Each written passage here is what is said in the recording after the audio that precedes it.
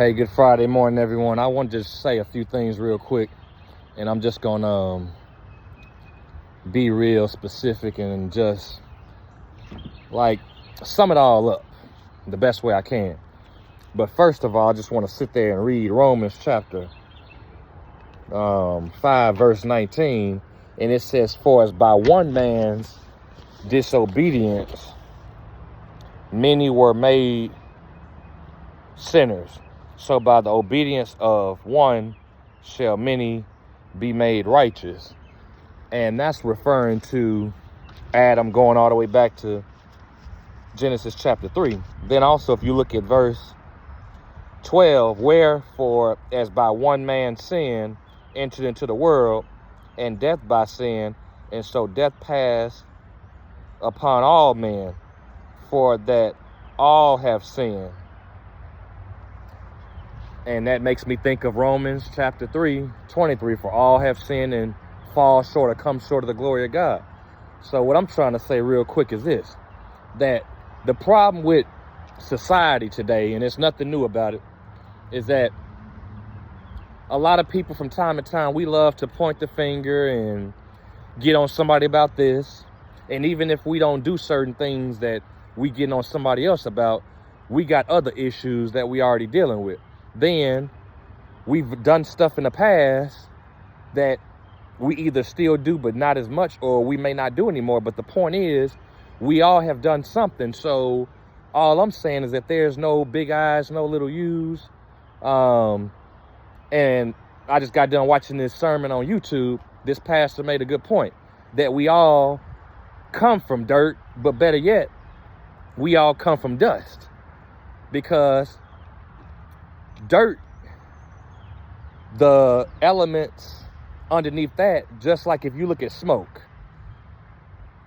or I meant to say fire. Fire eventually, when you put it out, turns into smoke. It's like barbecuing. What do you see when you're cooking? You see smoke. So all I'm trying to say, it's the same thing when it comes to society in general, about just because somebody may not do something that they used to do, just because you've been baptized or believe in Jesus or this and that, that's great, that's awesome. But we have to realize that I'm no better or different in the eyesight of God than anybody else. And like it also mentions, I forgot, thinking Proverbs, one of those chapters says, "Pride comes before destruction." The point is that we all have weaknesses. We all have shortcomings. We all have falls. And until we sit there and put our pride to the side and say, I need to work on this, I need to work on that, I want to become a better me, and also confess when we do wrong, along with our tag team partner, or just in general, whatever the relationship is, whether it be family members or church people, or you know them from work, whatever, that's what we have to work on. But a lot of people, especially like folks in the world with money,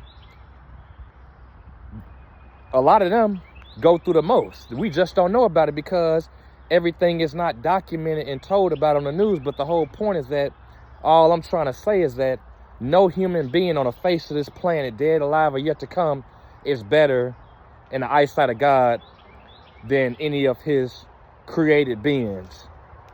Human beings, mankind, however you want to say it. And then my last point is this real quick. Like, I've did my DNA 2 years ago, and I'm mixed with so much stuff, but the main thing I am is 28% Nigerian.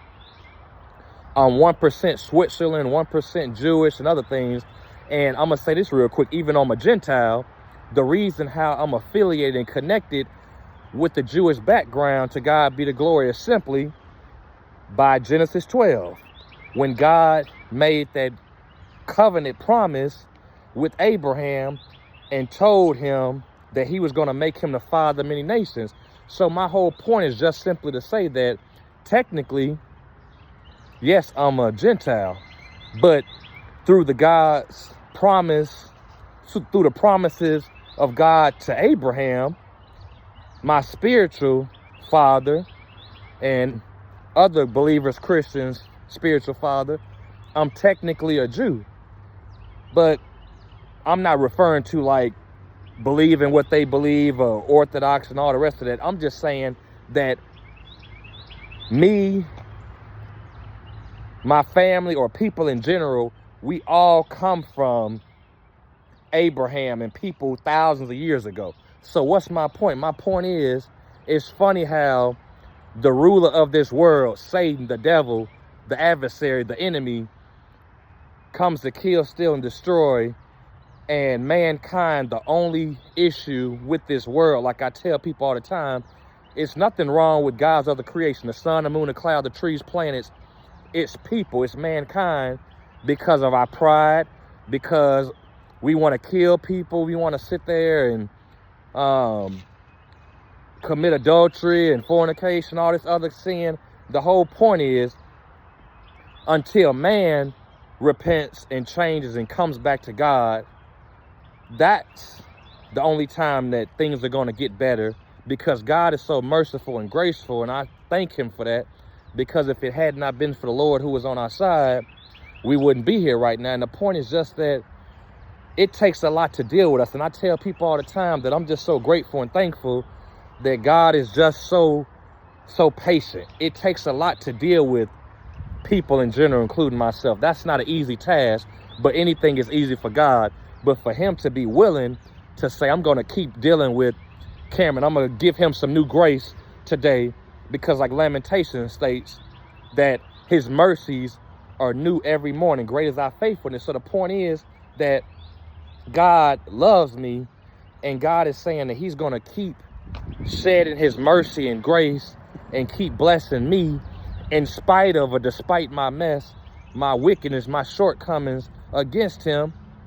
I shouldn't be sitting here mad or complaining like that, because I know what God I serve. I know how worthy he is. I know, regardless of who believes or who doesn't believe in him, I know what he's able to do. I know what he's done, what he's doing, what he's going to do, and that nothing's too hard for him. So all I'm trying to say is that it just takes a lot, but I'm grateful and thankful that he is sitting high on the throne and he is doing his job that only he knows how, because man, every time man tries to do something, man destroys it, man messes it up. All this technology going on, all this AI, eventually in another few years, like I tell people when it comes to bowling, all bowling alleys in the world are going to get string pins, because that's the new form of technology.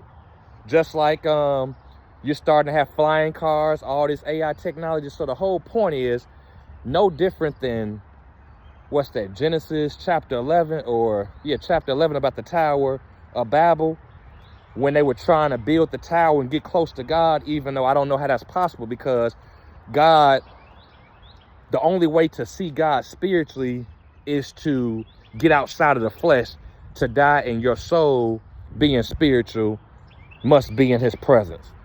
Even though God is also spiritually everywhere, he's omnipresent. So the point is that all I'm trying to say is that when it's all said and done,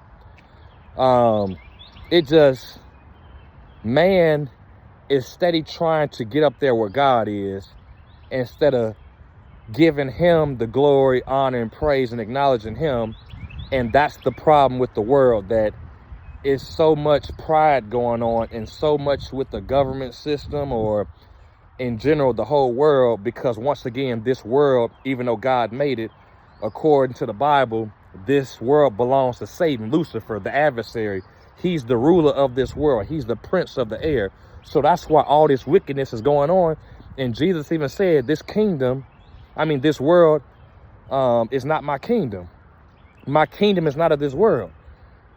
And then Revelations 20 talks about how when the time comes, he's going to create a new heaven and new earth, and that's going to be his kingdom when that time comes. And everything else that is fulfilled or has been mentioned but has not yet been prophesied or fulfilled, taking place yet, that's when the new heaven, new earth is going to come. And Jesus, when that time comes, is going to reign on the throne, and his people are going to reign with him.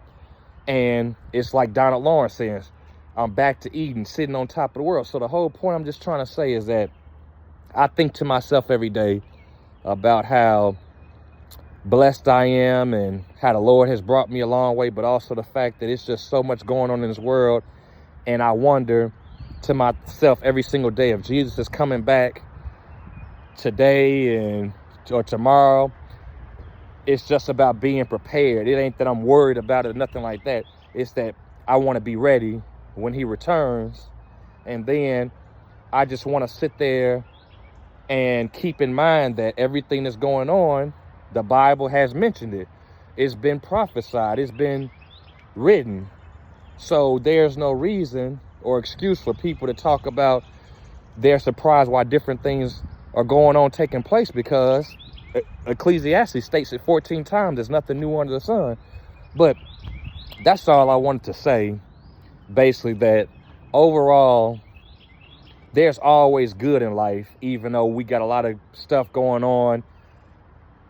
You're always going to have good and bad on both sides, every part of the situations in life. But the whole point is that at the end of the day, God gets the glory, God gets the praise, and you always have to mix the good with the bad, and there's always something good to find in a bad or a messy situation. So that's all I wanted to say. But other than that, you all take care. Have a blessed, wonderful Friday. To God be the glory. Take care. Enjoy your day and your weekend, and be blessed.